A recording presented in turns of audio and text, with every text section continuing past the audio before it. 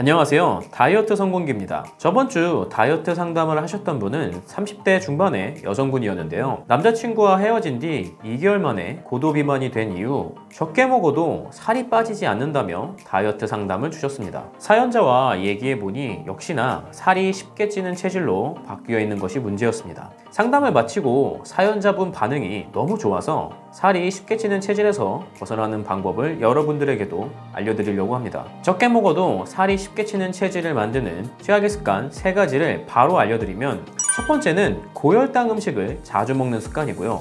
두 번째는 식후에 앉아있는 습관, 세 번째는 불규칙한 생활 습관입니다. 에이, 난 또 특별한 최악의 습관이 있는 줄 알았네, 이렇게 생각하시는 분들 있으신가요?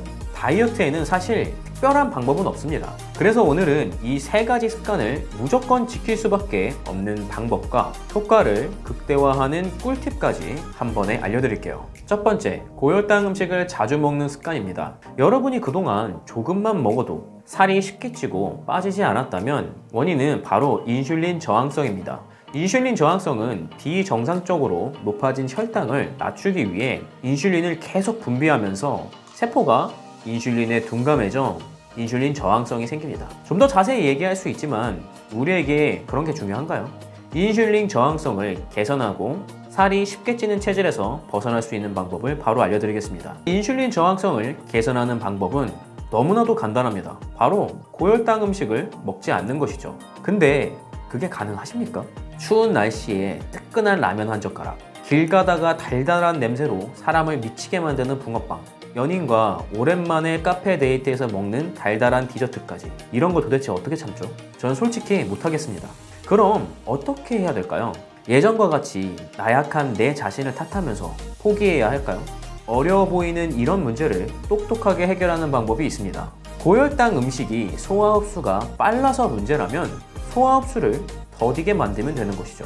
이 연구에 따르면 고혈당 음식을 단백질, 식이섬유와 같이 섭취할 때 소화 흡수 속도를 최대 2배까지 느리게 만들 수 있다고 합니다. 같은 음식을 먹어도 이런 음식을 먼저 먹고 고혈당 음식을 먹는다면 혈당 흡수 속도를 2배나 느리게 만들어서 인슐린 저항성을 개선시키고 결과적으로 살이 쉽게 찌는 체질에서 벗어날 수 있는 것이죠. 하지만 이렇게 완벽해 보이는 계획에도 단점은 존재합니다. 단점은 이런 음식을 챙겨 먹기가 쉽지 않다는 겁니다. 데이트할 때마다 닭가슴살 샐러드를 챙겨가 먹을 수도 없는 노릇이고, 이런 음식을 매번 챙겨 먹는 것은 사실 너무나도 괴로운 일입니다. 그래서 이럴 때는 단백질 쉐이크와 차전자피와 같은 간단한 식품으로 대체하시면 됩니다. 이런 제품들의 장점은 어디서든 바로 섭취할 수 있고, 야채와 닭가슴살을 먹는 것과 마찬가지로 혈당이 빠르게 오르는 것을 막아주죠. 하지만 이런 제품들은 이미 드셔보신 분들은 아시겠지만 이런 제품들 중에는 당이 과도하게 들어간 제품들이 많습니다. 혈당을 관리해서 살이 쉽게 찌는 체질에서 벗어나는 게 우리 목표인데 당이 높은 음식을 먹는 건 아무래도 이상하죠. 그래서 시중에 파는 10개 이상의 차전자피, 단백질 제품을 비교해서 가장 당이 낮은 제품들을 찾아봤습니다. 가장 당이 낮은 제품 정보와 혈당을 낮추기 위해 1회에 섭취해야 되는 양과 같은 자세한 내용은 아래 고정 댓글에 적어두겠습니다. 필요하신 분들만 댓글창에 있는 고정 댓글을 참고하시면 될 것 같아요. 최악의 습관 두 번째는 식후에 앉아있는 습관입니다. 첫 번째가 혈당을 천천히 오르게 만드는 방법을 알려드렸다면, 두 번째는 올라간 혈당을 빠르게 낮추는 것에 집중해야겠죠. 식후에 어느 정도 혈당이 오르는 건 자연스러운 현상이지만 비정상적인 혈당 상승은 혈당 스파이크라고 하며 우리 몸에서 여러 가지 질병을 일으키고 인슐린 저항성과 같은 문제를 일으킵니다. 하지만 혈당을 빠르게 낮추는 방법은 의외로 쉽습니다. 식후에 15분 정도의 가벼운 걷기만으로도 높아진 혈당을 빠르게 낮출 수 있죠. 이 연구에 따르면 15분만 운동해도 혈당을 크게 낮출 수 있다고 합니다. 근데 하루에 식후 3번, 15분씩 걷는 게 어디 쉬운가요? 특히 비가 오거나 눈이 오는 날처럼 물리적으로 불가능한 경우도 생기게 되죠. 그래서 이럴 때는 스쿼트 운동을 해주시면 되는데요. 가벼운 걷기 운동만으로도 혈당을 효과적으로 낮출 수 있었던 이유는 우리 몸의 70%의 근육은 하체에 있는데 걷기 운동을 통해 하체를 움직임으로써 근육이 활성화되어 높아진 혈당을 떨어뜨릴 수 있던 것이죠. 그래서 걷기 운동 대신 하체 근육을 많이 사용하는 스쿼트 운동을 해도 혈당을 빠르게 낮출 수 있습니다.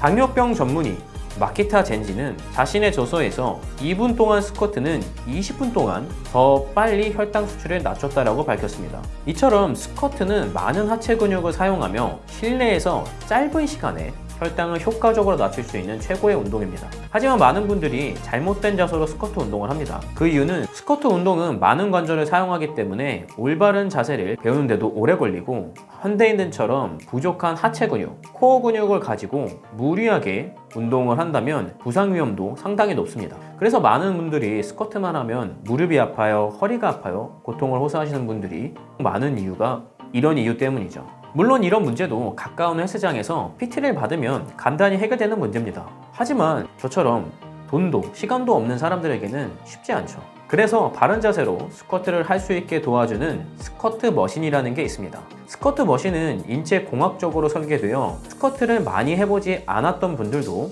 바른 자세로 스쿼트를 할 수 있게 만든 운동기구입니다.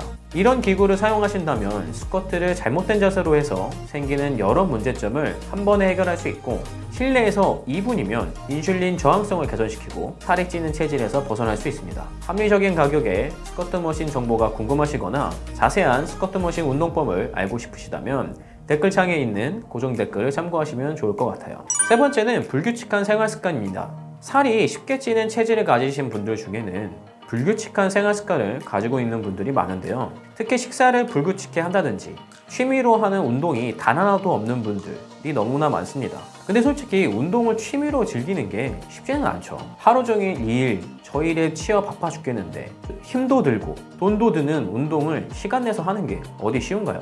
또 운동하려면 옷 사야지, 거기 사람들과 친해지려면 같이 술도 먹고 맛집도 가고 이러다 보면 오히려 다이어트는커녕 두툼한 술뱃살이 생기는 건 순식간입니다. 그래서 언제든지 규칙적으로 운동할 수 있어야 합니다.